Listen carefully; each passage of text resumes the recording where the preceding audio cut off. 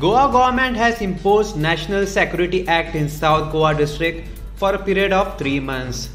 Soon after Goa imposes National Security Act, Goa opposition leader Digambar Kamat condemns it, says it's an attempt to suppress people's voice and create fear among Goans. The Goa Forward Party leader Vijai Sardesai also slams Goa government for imposing National Security Act.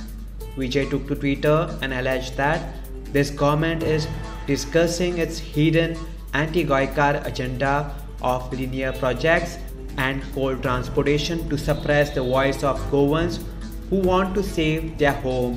Soon after this tweet, Goa CM Dr. Pramod Sawant also took to Twitter and said that there are certain politicians in the state who are well known for their quoting pun, ones who thrive on rumors. People of Goa are well acquainted by their trades to spread misinformation and to create panic. Soon after this tweet, Goa Forward official Twitter handle says this: the Goa CM, Dr. Pramod Sawant is right.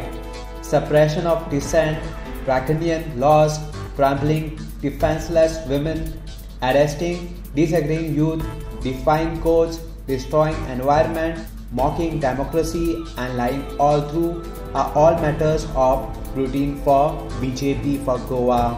After uproar, Goa government clarifies, says it's a routine order as under NSA. The order for declaring the competent authority is made every 3 months to declare collectors as competent authority to decide on proposal under the Act.